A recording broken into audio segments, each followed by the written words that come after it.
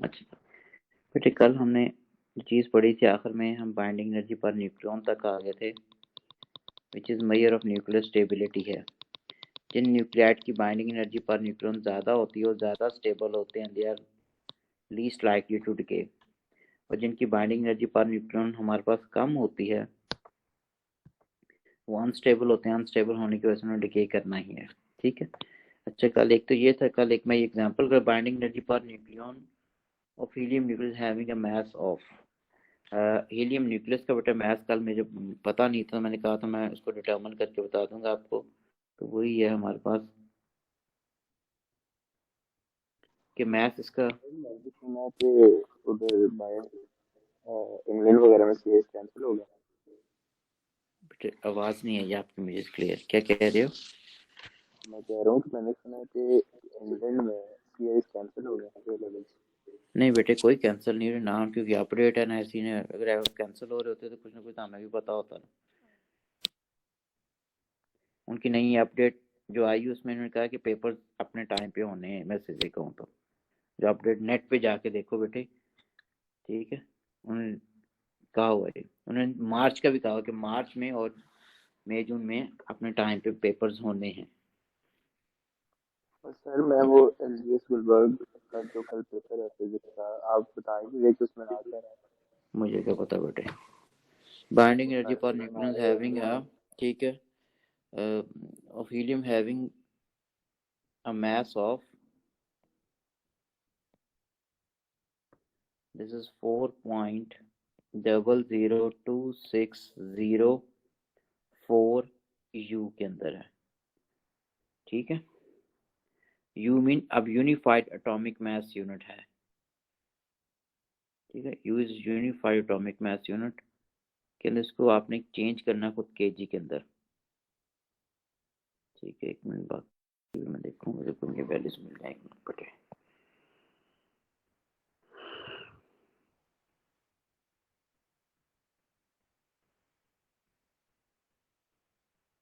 Okay. अच्छा, इसमें हमारे पास दूसरी चीज गिवन है बेटा, मास ऑफ अ प्रोटॉन जो है, ठीक है, ये भी हमें गिवन है, which is 1.007276 you, unified atomic mass unit. पहले में केजी में मैंने क्वेश्चन करवाए थे। ऑफ अ न्यूट्रॉन जो है, ठीक है, इसका मास बेटे हमारे पास है, दिस इज 1.008665 यू। और इसकी हमने बाइंडिंग एनर्जी निकालनी है कि क्या आंसर हमारे पास आता है। ठीक है। अब इसकी बाइंडिंग एनर्जी निकालने के लिए अब हमें हीलियम न्यूक्लियस लिखा हुआ, तो helium nucleus consist of 2 protons and 2 neutrons. तो पहले हम डेल्टा एम निकालेंगे। ठीक है, डेल्टा एम क्या होगा, mass of 2 protons, mass of 2 neutrons minus mass of nucleus. अब ये मास हमारे पास आना है यूनिफाइड एटॉमिक मास यूनिट में, बाद में से कन्वर्ट करेंगे हम लोग। तो बेटा इसकी वैल्यू हमारे पास, अगर 2 प्रोटॉन्स का मास लेते हो, this is 1.007276 plus mass of 2 neutron is 1.008665 minus mass of nucleus हमारे पास जो हो जाएगा, this is 4.002604। यहाँ से जो भी आंसर आएगा, मेरे पास आंसर नहीं, दिस इज इन यू। अच्छा, अब पेपर में दिया उसने यू में होता है और एंड में मांगा उसने केजी में होता है। अब हमें पता है कि बेटे हमारे पास कि एक यू जो होता है, 1 यूनिफाइड एटॉमिक मास, यू होता है क्या, यूनिफाइड एटॉमिक मास यूनिट। ये कार्बन 12 के आइसोटोप का 12 ग्राम मास, 1/12 पार्ट जो होगा उसको हम कह रहे होते हो। ठीक है, इसकी वैल्यू बेटे हमें ना पेपर में गिवन होती है, डेटा पेज पे, विद इन 3SF। ठीक है, लेकिन वैसे इसकी वैल्यू हमें गिवन होगी, क्वेश्चन के अंदर गिवन होगी तो ज्यादा में गिवन होती है, अगर डेटा पेज पे हो तो हमेशा उसमें 3SF में गिवन होती है। तो ये होती है 1.660538। हाँ, 8 सेकंड। ठीक, ये क्वेश्चन में गिवन होगी, क्वेश्चन में नहीं, ये तो डेटाबेस में गिवन होगी, तो वो 3 SF में होती है हमेशा किलोग्राम। ये एक यू है। तो बेटे इसको अगर फर्दर सॉल्व करते हो तो डेल्टा एम किसके बराबर हो जाएगा, जो भी आपका आंसर आ रहा होगा ये वाला यू के अंदर, इसको आप मल्टीप्लाई कर दोगे 1.6605389 टाइम्स 10⁻⁻27 से, तो आंसर ये आ जाएगा हमारे पास, दिस इज इन किलोग्राम्स। ठीक है, but examiner ask for the binding energy. अब बाइंडिंग एनर्जी का बेटे फॉर्मूला क्या होता है, this is delta E equals to delta M C square. अब अगर ये फॉर्मूला अप्लाई करना है तो delta M must be in kilogram, इसलिए इसको केजी में चेंज करना जरूरी है। जो भी आंसर आएगा ये हो गया। अब स्पीड की वैल्यू 3.00 टाइम्स 10⁻⁸ होती है बेटे। अब यहाँ से जो भी आंसर आ जाएगा डेल्टा ई की value, this is in joule. ठीक है,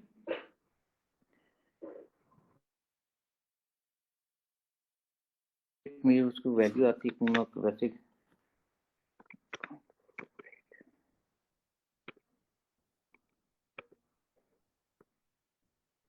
28.4 होती है। चलो पता नहीं हो, इसको सॉल्व करोगे बेटे तो आपके पास आंसर आ जाएगा, वो कर लीजिएगा। उसके बाद हम पढ़ रहे थे nuclear stability, actually binding energy per nucleon.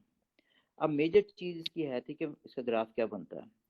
Binding energy per nucleon जो है ये न्यूक्लियर स्टेबिलिटी को इंडिकेट कर रहा होता है। जिन न्यूक्लियाइड की बाइंडिंग एनर्जी पर न्यूक्लियन ज्यादा होती है वो ज्यादा स्टेबल होते हैं। अगर वो स्टेबल होते हैं इसका मतलब वो they are least likely to decay then.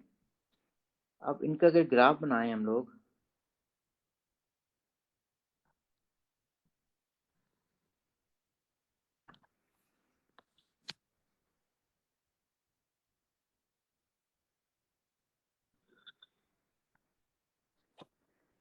बेटे वर्टिकल एक्सिस में बाइंडिंग एनर्जी पर न्यूक्लियन है मेगा इलेक्ट्रॉन वोल्ट के अंदर।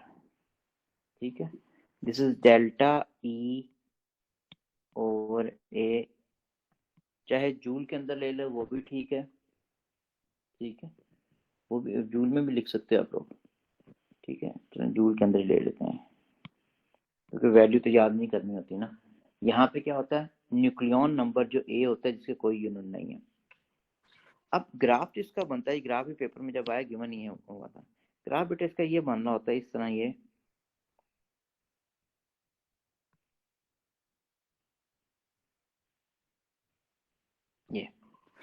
ये ग्राफ बन रहा है।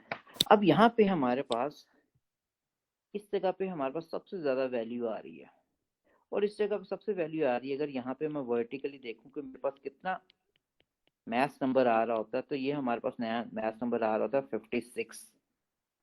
अब 56 किसका होता है, आयरन का। इसका मतलब the most stable nuclide that exist in nature is iron 56। ठीक है, ये डिके नहीं करता, इसकी स्टेबिलिटी सबसे ज्यादा होती है।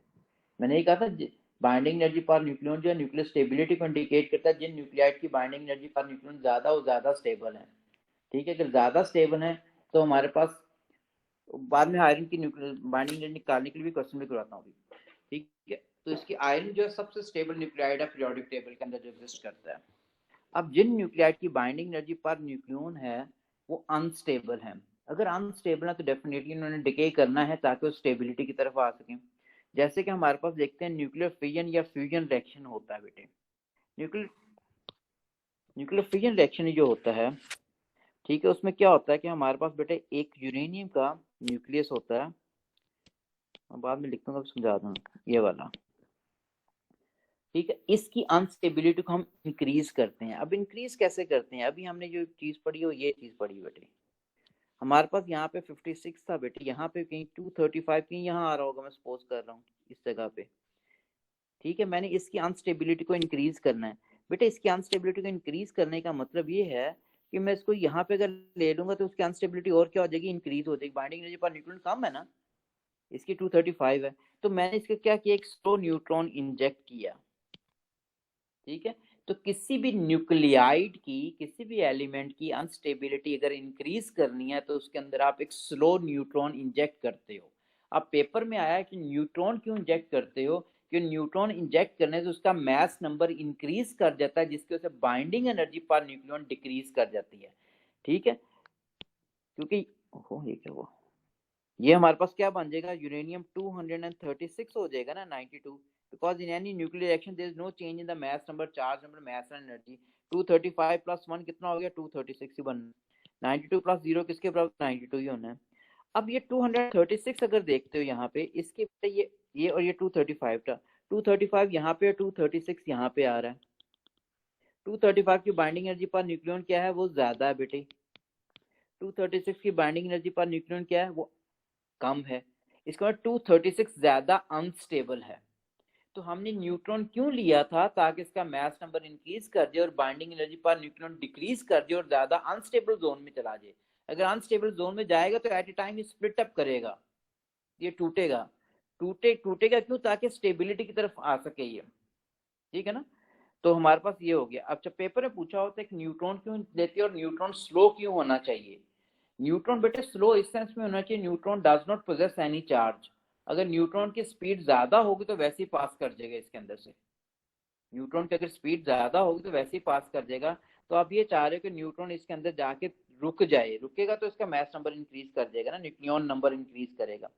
तो इसलिए हमारे पास क्या करते हो, न्यूट्रॉन इंजेक्ट करते हैं और स्लो होना चाहिए, ताकि कोई इलेक्ट्रोस्टैटिक फोर्स ना लगे और जाके न्यूक्लियस के अंदर वो बैठ जाए, ताकि इसका बाइंडिंग एनर्जी पर न्यूट्रॉन की वैल्यू डिक्रीज कर जाए due to increase of its nucleon number या मास नंबर। ठीक।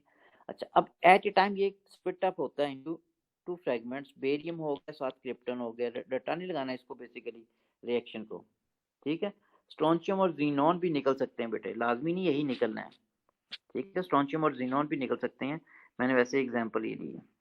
तो इसका मतलब बेरियम हमारे पास क्या होगा, 141 हो गया, क्रिप्टॉन 92 होता है, साथ 3 न्यूट्रॉन भी रिलीज हो गए, साथ बेटे एनर्जी भी रिलीज होगी।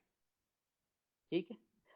अच्छा, अब ये रिएक्शन पेपर में हमें जब आया तो गिवन है, अगर गिवन है तो कहते हैं इस रिएक्शन को यहाँ पे आप रिप्रेजेंट कर दें। अगर यहाँ पे मैं रिप्रेजेंट करता हूँ तो देखो मेरे पास बेटे 236 मैंने यूरेनियम 235 मैंने यहाँ पे रिप्रेजेंट कर दिया था, यूरेनियम 236 मैंने यहाँ रिप्रेजेंट कर दिया। ठीक है, फिर क्या बना, बेरियम और क्रिप्टॉन बना। अब पेपर के अंदर ये 56 उसने पहले मार्क कर लिया हुआ है, करवा लिया हुआ आपसे। 236 ये है, हमने क्या रिप्रेजेंट करना, बेरियम 141 और क्रिप्टॉन 92 को। अब बेरियम 141 के इनके इन बिटवीन ही आएगा ना, बेरियम 141 और क्रिप्टॉन 92 क्या आएगा, it's more closer to this one, krypton 92। तो पेपर में ये चीजें मार्क करने का मार्क था। ठीक है, अब बेटे उसने पेपर में ये स्केल्ड के अकॉर्डिंग ले लिया था। उसने क्या कि हमने ये 56 बच्चे ने मार्क कर दिया, ये मार्क कर दिया, तो दरमियान में बच्चों को स्केल के अकॉर्डिंग नहीं, एम रैंडमली यहाँ नहीं बना देना बेरियम 141। ठीक है, क्रिप्टॉन 92 यहाँ पे बना रहे, तो थोड़ा स्केल को मद्देनजर रख के आपने इसको मार्क करना पेपर के अंदर, इफ इट कम्स। ठीक है ना, 3 न्यूट्रॉन रिलीज हो रहे हैं, क्यों हो रहे हैं, क्योंकि 141 प्लस 92 करें प्लस 3 करें तो दिस इज इक्वल टू 236 बनता है, वही लाना ना हमने। ठीक है, और एनर्जी रिलीज हो रही है E इक्वल mc स्क्वायर के। तो इसका मतलब ये देखो बेटे हमारे पास फिजन के अंदर, ठीक है, एक हैवी न्यूक्लियस स्प्लिट अप हुआ है इनटू 2 इंटरमीडिएट न्यूक्लियाई। जो इंटरमीडिएट न्यूक्लियाई इनकी बाइंडिंग एनर्जी पर न्यूक्लियन क्या है, ज्यादा है as compare to their parent nuclide. इसका मतलब ये है कि हमारे पास न्यूक्लियर फिजन के अंदर एक हैवी न्यूक्लियस स्प्लिट अप होता है इनटू 2 इंटरमीडिएट न्यूक्लियाई। जो न्यूक्लियाई बनते हैं नए, उनकी बाइंडिंग एनर्जी पर न्यूक्लियन ज्यादा होती है, इसका मतलब ज्यादा स्टेबल होते हैं। तो फिजन के अंदर, न्यूक्लियर फिजन रिएक्शन के अंदर जो प्रोडक्ट्स बन रहे हैं, they are more stable as compare to their reactant due to their greater binding energy per nucleon. ठीक है, सिमिलरली अगर न्यूक्लियर फिजन रिएक्शन देखते हैं, ठीक है, न्यूक्लियर फिजन रिएक्शन देखते हैं बेटे, या nuclear fusion reaction, sorry fusion तो मैंने बता दिया, FUS। न्यूक्लियर फ्यूजन रिएक्शन में क्या होता है, 2 लाइट न्यूक्लियर फ्यूज करते हैं। ठीक है, अब 2 लाइट न्यूक्लियर थर्ड आइसोटोप ले लेते हैं हाइड्रोजन का। अब रिएक्शन हमने लिखा क्या हुआ था, this is A, this is delta E over A, कुछ इस किस्म का कर्व बन रहा था। ठीक है, दिस इज आयरन 56 29 या 30। ठीक है, अब बेटे हमने ये 2 आइसोटोप लिए हाइड्रोजन के। अब 2 आइसोटोप ये जो लिए, इनकी एनर्जी कहाँ आ रही है, कि 3 यहाँ पे आ रहा होगा 1H3। अब इस पे भी कौन सा चार्ज है? पॉजिटिव। इस पे कौन सा चार्ज है? पॉजिटिव। ये लाइक चार्जेस वैसे रिपेल करते हैं, कभी भी आपस में एक दूसरे के करीब नहीं आ सकते। तो external source has to do work. External source क्या करेगा? अब फोर्स अप्लाई करेगा, एनर्जी प्रोवाइड करेगा ताकि ये दोनों फ्यूज कर जाएं, ताकि ये दोनों आके मिल जाएं। अब एक्सटर्नल सोर्स ने अगर एनर्जी प्रोवाइड की है ताकि ये फ्यूज कर जाए, तो नया न्यूक्लियाइड बनना है। H2 4 हो गया, साथ 2 न्यूट्रॉन बेटे रिलीज हो गए, साथ एनर्जी रिलीज होगी। 2 न्यूट्रॉन है, 3 + 3 क्या होगा? 6 होता है, तो 4 + 2 भी क्या 6 ही बनेगा ना बेटे। ठीक है, तो इसलिए हमारे पास अब ये जो प्रोडक्ट बना है, इसकी बाइंडिंग एनर्जी न्यूक्लियन क्या आ रही है? ऊपर आ रही है इससे। क्यों? 3 बेटे यहाँ आ रहा था, 4 कहीं यहाँ पे आ रहा है, सपोज मैच नंबर। तो न्यूक्लियर फ्यूजन रिएक्शन के अंदर जो प्रोडक्ट बना है which is helium nucleus, it has greater binding energy per nucleon as compare to third isotopes of hydrogen which initially fuse together.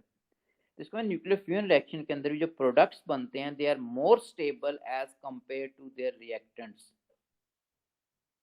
तो न्यूक्लियर फ्यूजन के अंदर भी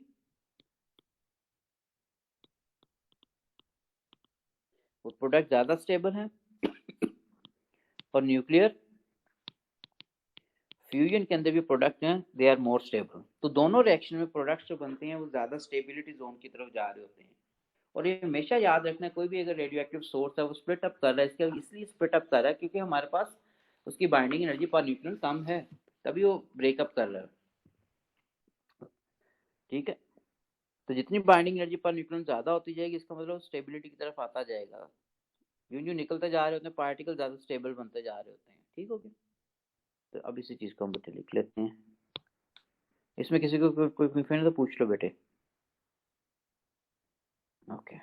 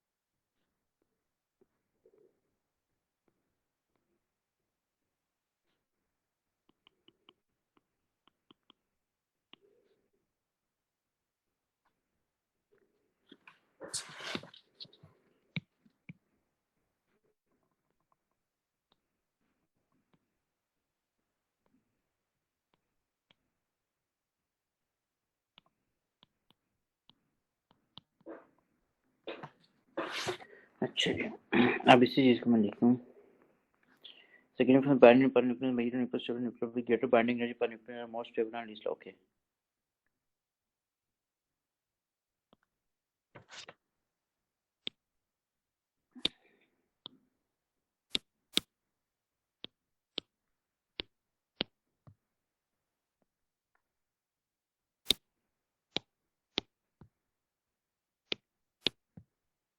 नोट की फॉर्म में बेटे, तो मैंने क्या ग्राफ गिवन होता है उस पर सारी चीजें मार्क करनी होती हैं अपने।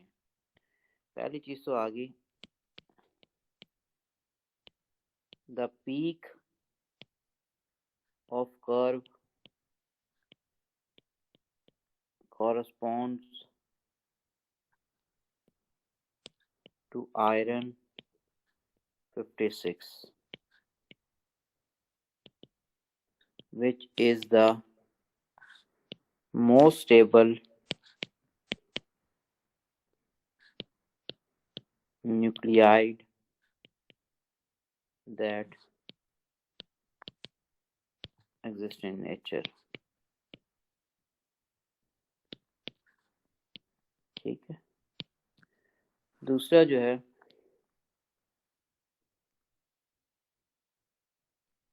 a slow neutron is injected in uranium-235 nuclide as in nuclear fission reaction.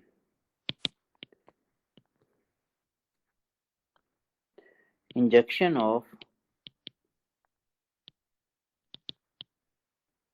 neutron decreases the binding energy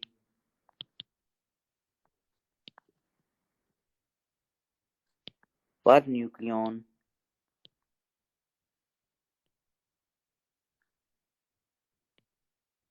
of uranium-236, ठीक है,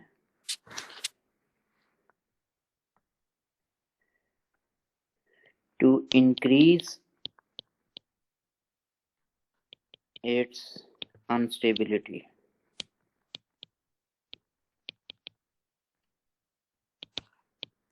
So that it splits up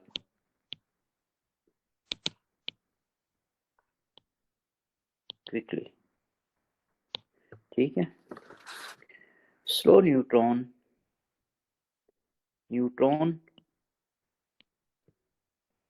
must be slow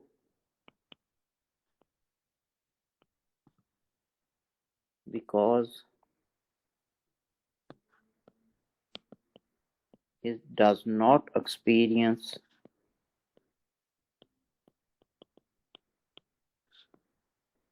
any electrical force, ठीक है, and should enter into the nuclei, ठीक है. अच्छा, slow neutron injection uranium-235 nuclear fission reaction, ठीक है. Injection of neutron decrease the binding energy. Injection of neutron decreases the binding energy per nucleon or uranium-235 to increase the sun stability, so then splits up, ठीक है. Neutron must be slow, cover कर दिया. अब reaction को अगर मैं देखूं बेटे इसके, मैं ये कह रहा हूँ कि दिस इज स्लो न्यूट्रॉन, ठीक है. It is bombarded to this uranium-235 nucleus 92. As a result क्या बनेगा, कंपाउंड न्यूक्लियस बनेगा, इसे हम एक्साइटेड न्यूक्लियस भी कहते हैं. 236 and 92. It will split up at a time into barium 141, krypton 92, 3 neutron plus energy, ठीक है. अब इसके अंदर हमारे पास क्या आता है,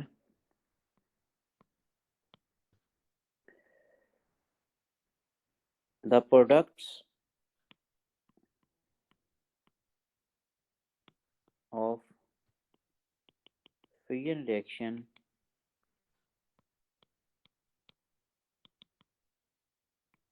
have greater binding energy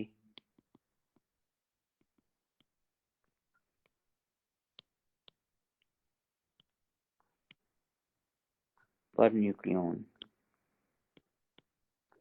ठीक है, and are more stable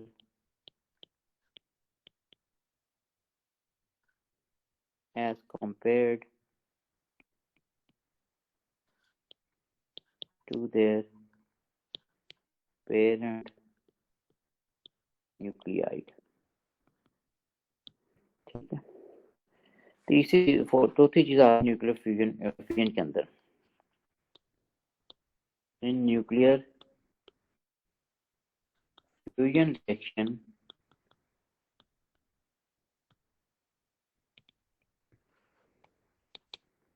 Two light nuclei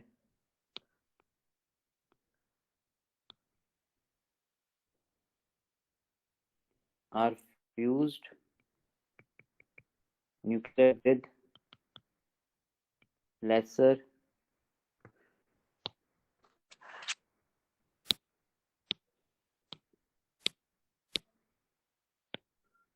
sir 2 minute पीछे कर लेंगे, वो लिखना है, लिखा नहीं सही से अभी तक, एक बेटा मैं लाइन रह शेयर तो कर देता हूँ, ये लो।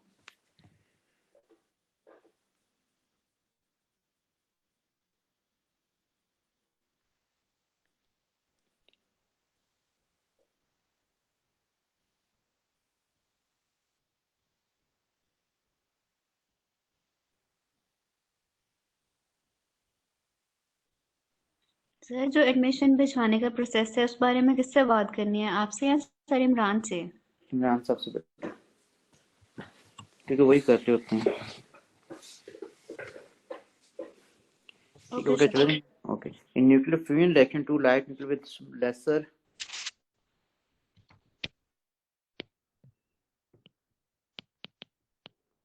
bind energy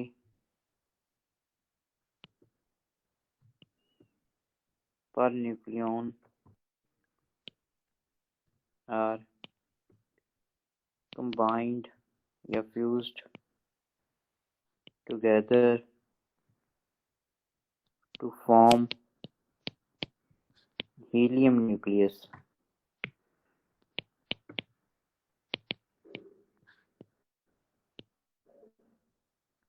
ठीक है, with greater stability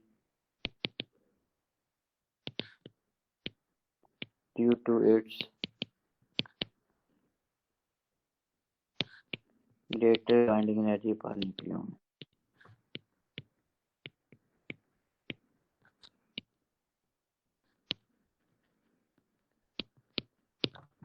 ठीक है, अब इसके अंदर बेटा अगर रिएक्शन में देखूं इसका, हमारे पास दिस इज 1H3 इनको एनर्जी देते हो, एनर्जी को हमने लिख रहे होते, दिस इज He24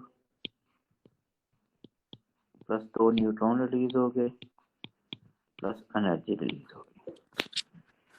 ठीक है, तो नेक्स्ट पॉइंट आता last, fourth point.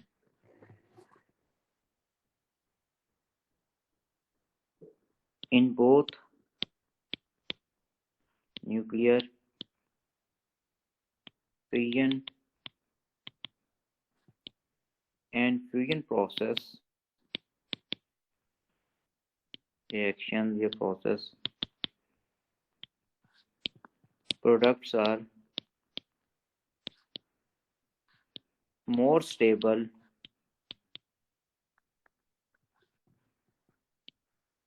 due to greater binding energy। कई दफा जान के लिख रहा हूँ ताकि चीज याद हो जाए। बाइंडिंग एनर्जी पर न्यूक्लियन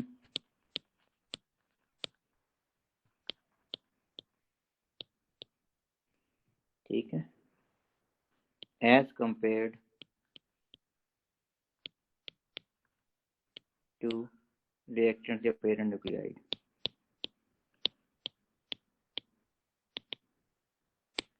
ठीक है, अच्छा जी। अब इसमें न्यूट्रॉन भी मान लो बेटा, न्यूट्रॉन एक सिंपल पार्टिकल है, ऑल्दो क्वार्क से मिलके बनता है।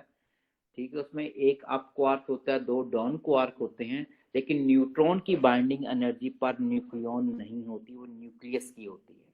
ठीक है, तो न्यूट्रॉन। सर एक चीज नहीं समझ आई। जी बेटे। सर फ्यूजन, न्यूक्लियर फ्यूजन में आपने कहा है कि अनस्टेबिलिटी इंक्रीज होती है और फ्यूजन में स्टेबिलिटी। नहीं, मैंने ये नहीं कहा बेटे, मैंने लिखा भी हुआ है। मैंने देखो ये एक स्लो न्यूट्रॉन इंजेक्ट किया था ताकि ये अनस्टेबल हो जाए, अनस्टेबिलिटी हमने इंक्रीज की थी यहाँ तक, आगे रिएक्शन बेटा ये है। अच्छा ओके, ठीक है ना, हमने एक स्लो न्यूट्रॉन इंजेक्ट किया था ताकि ज्यादा अनस्टेबल हो जाए, जितना ज्यादा अनस्टेबल होगा उतने जल्दी वो टूटेगा, हमने तोड़ने के लिए उसको अनस्टेबल किया था। बाद में रिएक्शन बेटे बाद में हुआ होगा। ठीक है सर। ठीक है ना, क्योंकि वो क्वेश्चन मैंने अंदर पूरा कवर किया हुआ नोट के अंदर कि उसने कहा स्लो क्यों होना चाहिए, फिर न्यूट्रॉन क्यों होना चाहिए, ठीक है, मैंने वो क्वेश्चन सारा कवर किया हुआ है। अच्छा, neutron is a simple particle and does not have any binding energy per nucleon, क्योंकि बात कर माइंड में आ रहा था इसको भी ऐड अप करना था, नहीं इनकी नहीं होती, ऑल एक वाक से मिलके बनते हैं, ठीक है। तो इस पे एक आध क्वेश्चन कर लें।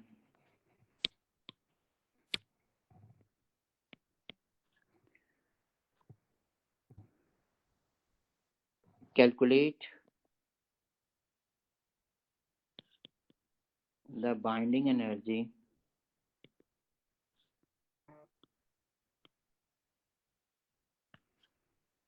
Per nucleon of iron 56। इसकी न्यूक्लियर म्यूटेशन दी होती है, हमें लाजमी नजर से कर नहीं सकते, 5626 ये वाली के माना है, इन मेगा इलेक्ट्रॉन वोल्ट, ठीक है। अब इसमें जो चीजें हमें गिवन है ना पेपर के अंदर, मैं लिखता हूँ यहाँ पे जो चीजें गिवन है, प्रोटॉन न्यूट्रॉन और इसका मास गिवन होगा तभी हम कर सकते हैं, अदरवाइज तो हो नहीं सकता। Mass of neutron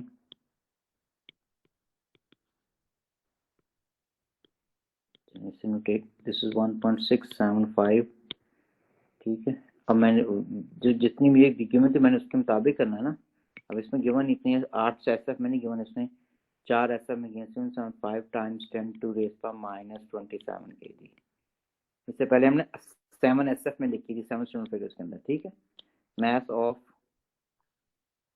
proton MP से रिप्रेजेंट कर लिया, this is 1.673 times -27 kg। mass of helium कह रहे हैं, iron 26 nucleus mass of iron चलें, this is 9.288 times 10 to the -27 kg। अच्छा, अब मुझे वैसे पता है कि इसके मैथ डेफिसिट किसके मुताबिक है, मैं थोड़ा डायरेक्ट करूंगा, ठीक है। या फिर पहले मैथ डेफिसिट निकाल दें। मैथ डेफिसिट में हमें पास इसमें 26 प्रोटॉन्स हैं और 30 इसके अंदर न्यूट्रॉन्स हो जाएंगे, ठीक है। तो सोल्यूशन पे हम लोग नेक्स्ट पेज पे बाद में उठे। तो हमारे पास मैथ डेफिसिट अगर निकालते हैं डेल्टा एम पे, this is 30 mass of neutrons plus 26 mass of protons minus mass of nucleus, 30 times 1.675 times 1.675 plus 26 26 proton है, 1.673 वैल्यू की मतलब न्यूट्रॉन की वैल्यू हमारे पास आई थी 9.288 टाइम्स 10 टू रेस -27 कॉमन ले लिया, तो इसकी वैल्यू आती है 8.680 टाइम्स 10 टू रेस पर -28 किलोग्राम्स, ठीक है। फिर हमने बाइंडिंग एनर्जी निकालनी, डेल्टा ई किसके बराबर, डेल्टा एम सी स्क्वायर के। डेल्टा एम को केजी में लाजमी होना चाहिए अगर ये फॉर्मूला अप्लाई करना है, ठीक है। बात करें यूनिफाइड एटॉमिक, जिसने पिछला मैंने क्वेश्चन किया था, फिर हम नहीं कर सकते बेटे। 3.00 टाइम्स 10 टू रेस पर 8 का स्क्वायर, तो यहाँ से हमारे पास आती है 7.812 टाइम्स 10 टू रेस पर -11 जूल के अंदर आ गई, ठीक है। फिर तीसरी चीज क्या आती है, डेल्टा ई ओवर ए लेना है हमने, this is 7.812 times 10 to raise पर -11 डिवाइडेड बाय, हमारे पास मैथ नंबर 56, बेटे इसको करते तो आंसर आता है 14 टाइम्स 10 टू रेस पर -13 जूल, ठीक है। अच्छा, अब हमें पता है ये एक्चुअली पहला स्टेप मैंने किया था, ये दूसरी चीज बेटे की है, ये तीसरी चीज की है, और चौथा उसने मेगा इलेक्ट्रॉन वोल्ट में कहा हुआ है, इसलिए अच्छा। बट एक इलेक्ट्रॉन वोल्ट जो होता है बेटे 1.60 टाइम्स 10⁻⁻19 जूल के बराबर होता है, यानी kinetic energy gain by an electron which is accelerated through a potential difference of 1 volt. ये फॉर्मूला होता है बेटा V इक्वल्स टू W/Q। ठीक है, QV किसके बराबर हो गया? W के। Q की जगह मैंने एक इलेक्ट्रॉन ले लिया, एक वोल्ट ले लिया, एक इलेक्ट्रॉन पे चार्ज होता है 1.60 टाइम्स -19, तो ये एक इलेक्ट्रॉन वोल्ट इसके बराबर होता है। तो हम डिफाइन भी इसको इस तरह करते हैं, kinetic energy gained by an electron which is accelerated through a potential difference of 1 volt. ठीक हो गया। तो इसके बराबर, लेकिन उसने मेगा इलेक्ट्रॉन वोल्ट के कहा, मेगा क्या होता है? 10⁻⁻⁶ होता है। तो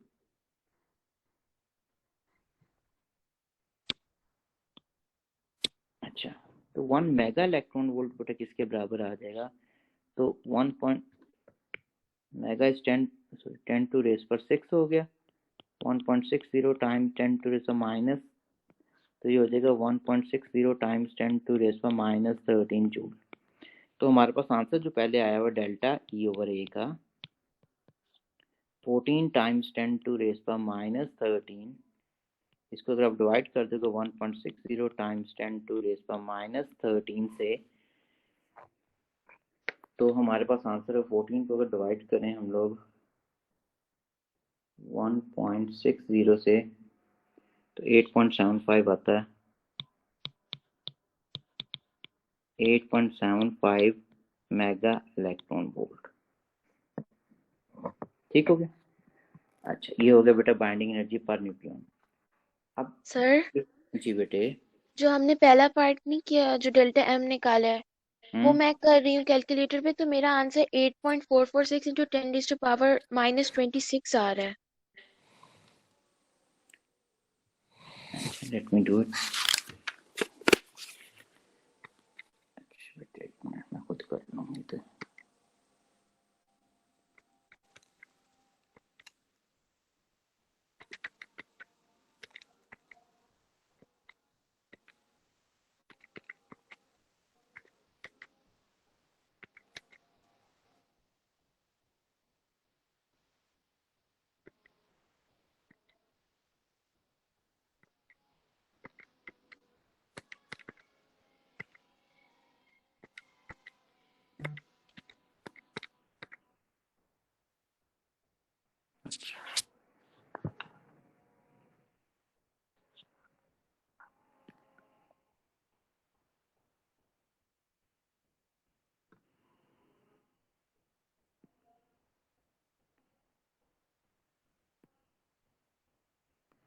जी जी, ठीक कह रहे हो बेटे।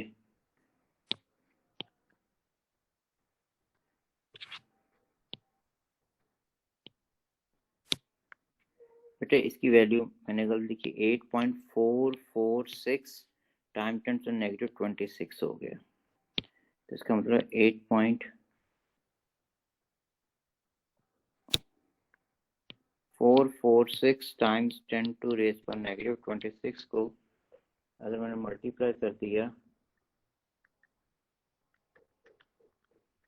तो ये आ रहा है 7.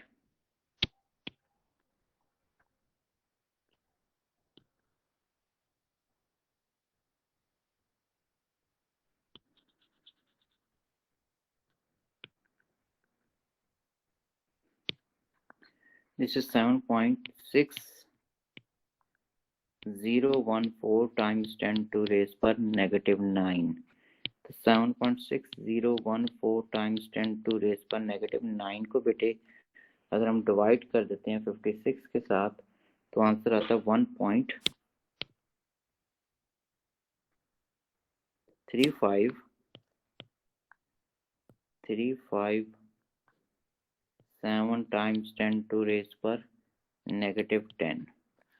तो 1.357 टाइम्स 10⁻⁻10 को अगर मैं डिवाइड करता हूँ अच्छा बेटे, हाँ एक गलती हुई मेरे से,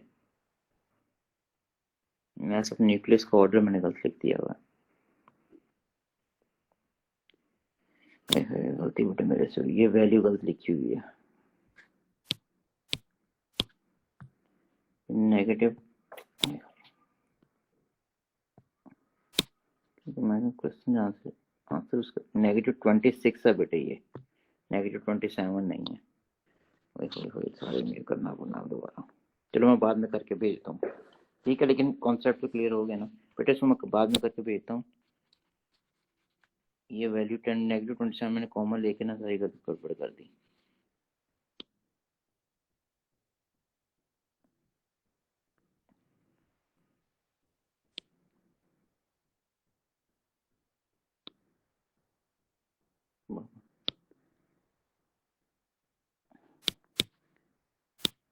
ये खुद कर लीजिएगा, ये बेटा आंसर हो, this answer will be in joule.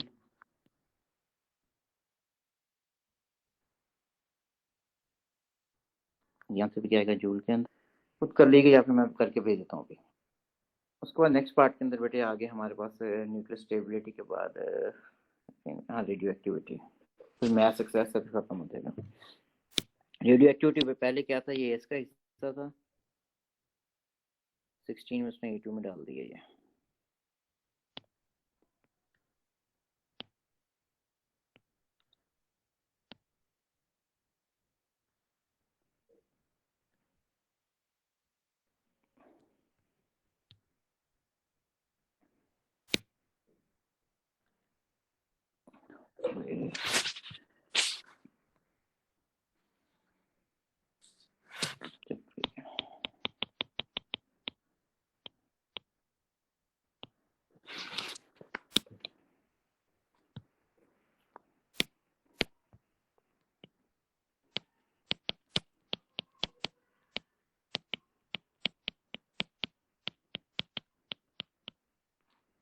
Radio activity बेटा, इसको अगर हम डिफाइन करें तो डेफिनेशन इसकी ये बनती है, the spontaneous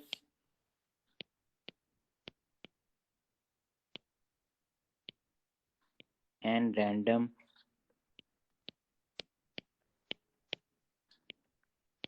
disintegration of particles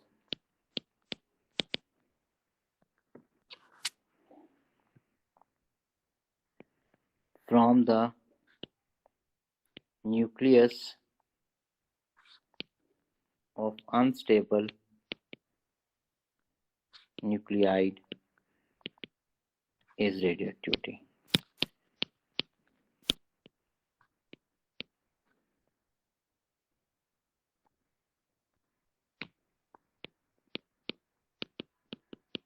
Activity. The spontaneous and random disintegration of particles from the ठीक है nucleus, emission of particles from the nucleus of unstable nuclide is radioactivity. अब दो बड़े इंपॉर्टेंट वर्ड यूज हो रहे हैं, एक स्पॉन्टेनियस और एक हमारे पास क्या रैंडम। बेटे इसका अलग मतलब पूछा था। स्पॉन्टेनियस का मतलब होता है which is independent of external factor, जो एक्सटर्नल किसी चीज पर डिपेंडेंट ना हो, यानी टेम्परेचर ज्यादा कर दें, प्रेशर ज्यादा कर दें, ह्यूमिडिटी फैक्टर ज्यादा कर दें, जो मर्जी चीज ज्यादा कर दो, डिके पे कोई चेंज ना आए। जिस चीज पर डिके पे इसका मतलब कोई चेंज नहीं आ रहा, उसको हम कहेंगे वो स्पॉन्टेनियस एमिशन है। मतलब ये है बेटे एक से रेडियो एक्टिव सोर्स निकल रहा है। ये सपोज मैंने 1 kg यूरेनियम लिया, सपोज 235 का, इसको मैंने एक डिटेक्टर में डाल दिया यहाँ पे, ठीक है। अब डिटेक्टर ये फोटोग्राफी में मैंने ये देखा कि सपोज इसके अंदर के 10 मिनट्स के अंदर जो पार्टिकल मिले हैं तकरीबन वो 600 या 1000 पार्टिकल मिले हैं, आसान हो जाएगा, 1000 पार्टिकल मिट हुए हैं, ठीक है। फिर मैंने इसी सोर्स को क्या किया, और सोर्स का पहले टेम्परेचर कितना 25 डिग्री सेल्सियस था, 26 डिग्री सेल्सियस था। Now I put this source in microwave oven and increase this temperature to 85 degree centigrade, ठीक है। अब इसका टेम्परेचर इंक्रीज करके मैंने दोबारा इसी के अंदर रखा, एनक्लोजर के अंदर, और साइडों पे डिटेक्टर लगे हैं। अब भी 10 मिनट्स के अंदर अप्रोक्सीमेटली इतने ही पार्टिकल्स मिले, बेटा 998 अगर निकले तो अप्रोक्सीमेटली तो वही ना, तो थोड़ा रैंडम नेचर से थोड़ी फ्लक्चुएशन तो आनी है। तो ये हमारे पास क्या थोड़ी बहुत फ्लक्चुएशन आ रही है बेटे इसके अंदर, वो रैंडम इंडिकेशन को रिप्रेजेंट करती है। लेकिन टेम्परेचर इंक्रीज करने से ये नहीं हुआ पार्टिकल ज्यादा मिट हुए या मे भी ये इतने पार्टिकल ज्यादा हो जाए, तो कोई खास वेरिएशन नहीं है।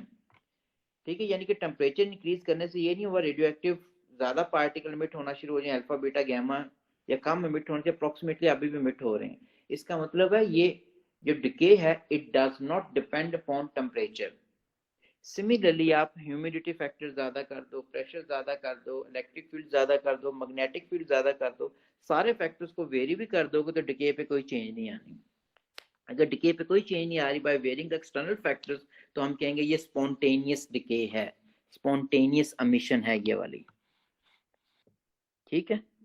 रैंडम का मतलब क्या होता है? रैंडम का मतलब होता है बेटा independent of space and time. Particle किसी भी टाइम पे मिट हो सकता है और किसी भी डायरेक्शन में मिट हो सकता है। We cannot predict which particle will emit and at what time and in which direction it will emit। देखिए हमें पता ही नहीं है तो हमें क्या करना पड़ता है, फिर प्रोबेबिलिटी लेनी पड़ती है। हमें ये तो पता जब जिस तरह टॉस करते हैं लाजमी हेड आना होता है या टेल आना, दोनों में से कोई एक आएगा ना।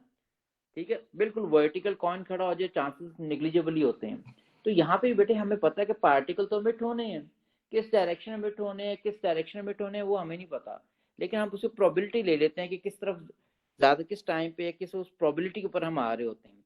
तो हम ये लिखते हैं, फिर इसके लिए वर्डिंग जो यूज करते हैं हम कहते हैं constant probability of a decay of a nucleus, constant probability of decay of a nucleus. क्योंकि पेपर में क्वेश्चन आता है what is meant by spontaneous decay या what is meant by random decay. ठीक है ना, तो इसका मतलब स्पॉन्टेनियस का मतलब है जो किसी एक्सटर्नल फैक्टर्स पे ना हो। मैं समझाते समझा लिख से यार टाइम थोड़ा कम रह गया, मैं लिख के आपको भेज दूंगा, चैप्टर आज कवर होना चाहिए, मैं वर्कशीट आज भेज दूंगा। ठीक है, तो हमारे पास स्पॉन्टेनियस का मतलब जो किसी भी बाहर वाली चीज पे एक्सटर्नल फैक्टर पे डिपेंडेंट ना हो उसे हम कहेंगे स्पॉन्टेनियस डिके है। रैंडम का मतलब होता है which is independent of space and time. इसका मतलब है ये जो हमारे पास डिसइंटीग्रेशन है किसी भी डायरेक्शन में किसी भी टाइम पे मिट हो सकता है, यानी टाइम पे डिपेंडेंट नहीं है कि फजर का वक्त है तो इस डायरेक्शन में पार्टिकल मिट होंगे, मगरिब का वक्त आ गया तो इस डायरेक्शन में मिट होंगे, इन चीज पे डिपेंडेंट नहीं है। और इसको हम डिके ग्राफ के ऊपर कहते हैं कैसे रिप्रेजेंट करते हो, तो डिके ग्राफ पे रिप्रेजेंट करने के लिए बेटा डिके ग्राफ में ये चीज आ रही होती है हमारे पास, ये नंबर ऑफ अनडिकेड न्यूक्लियस 4000 लिए हुए थे आपने बाय 500 ब्ला ब्ला जो भी टाइम हो गया बेटे। ये हमारे पास कुछ डिके इस तरह आता है, ये जो फ्लक्चुएट इस तरह हमारे पास डॉट्स आ रहे होते हैं, ये जिसको हम एक्सपोनेंशियल डिके भी बनाते रहे। अब इन सारे डॉट्स को अगर मैं रिप्रेजेंट करता हूँ ज्वाइन करूँ तो ये फ्लक्चुएशंस आ रही हैं बेटे।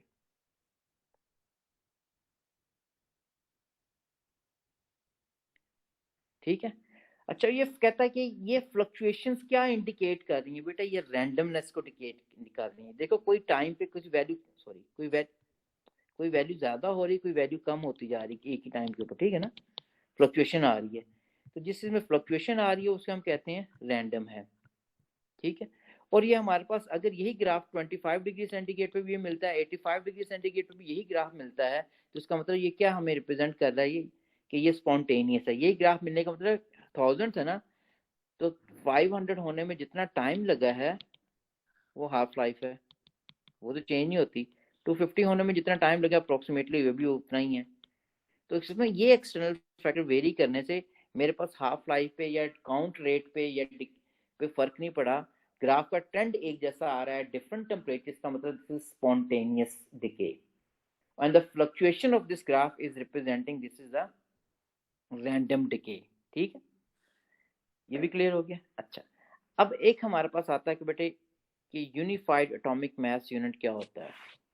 ठीक है, unified atomic mass unit you से रिप्रेजेंट करते हैं बेटे। ये मास होता है, ये मास है of 1/12 part of neutral atom carbon 12 isotope. Carbon के दो आइसोटोप हैं, कार्बन 12 और कार्बन 14। कार्बन 12 का जो आइसोटोप लिया है अगर आपने, ये एक एटम लिया है आपने, ठीक है, कार्बन 12 का, उस एटम का जो मास होगा उसको 12 से डिवाइड करोगे, वो जो हमारे पास मास आ रहा है उसको हम कहेंगे 1 U के बराबर है। इसकी वैल्यू बेटे हमारे पास जो वैसे होती है, दिस इज 1.6605389217 टाइम्स 10⁻27 kg होती है। लेकिन इसकी वैल्यू हमें क्योंकि डेटा पेज पे गिवन होती है, वो डेटा पेज पे जो वैल्यू गिवन होती है वो 3 SF में होती है, तो ये वैल्यू हमें गिवन होती है, याद करने की जरूरत नहीं है। ठीक हो गया। अच्छा, अब इसी चीज को हम अप्लाई करते हैं मैथ सक्सेस के ऊपर। मैथ सक्सेस का फॉर्मूला क्या होता है कि मास लेते हो of a nucleus in unified atomic mass unit minus nucleon number, ये मैथ सक्सेस है। ये सिंपल फॉर्मूला है, ठीक है ना। कि आपने क्या करना है, जैसा मैथ डेफिसिट में तो रिएक्शन आ रहा होता है ना पूरा, इसमें कोई रिएक्शन नहीं है। आपने सिंपल अपने न्यूक्लियस का मैथ गिवन होगा, हमें यूनिफाइड एटॉमिक मास, उसमें न्यूक्लियन नंबर माइनस कर दो कि हम कहेंगे मैथ सक्सेस आ गई, बस। तो ये चैप्टर बेटे कवर हो गया। ऑल द मैथ सक्सेस मैं अभी लिख के भेजूंगा बेटे आपको, साथ में वर्कशीट भी भेजूंगा, ठीक है। कल शीट डिस्कस करनी है, कल पता चैप्टर में स्टार्ट कर दूंगा, विच इज कौन सा, इलेक्ट्रॉनिक्स, ठीक है। सही चैप्टर खत्म हो गया, ये चैप्टर कवर हो गया, ठीक है। ये मैं नीट अब मैथ सक्सेस वगैरह यूनिफाइड एटॉमिक मास और रेडियो एक्टिविटी को लिख के ना आपको भेज दूंगा। ये जो पॉइंट्स मैंने समझाए हैं, चैप्टर ये कवर हो गया। न्यूक्लियर फिजिक्स A2 की कवर होगी, ठीक। सर क्वांटम की शीट भी भेज दें। क्वांटम के साथ साथ करवाई हुई है बेटे, क्वांटम की हर चीज जो साथ साथ हुई हुई है उसको मैंने कहा था एक्सेस का, जब मैंने सैटरडे को क्लास लेकर कवर करूंगा उसको ना, ठीक है। ओके बेटे, मीट यू टुमारो इंशाल्लाह, टेक केयर, अल्लाह हाफिज।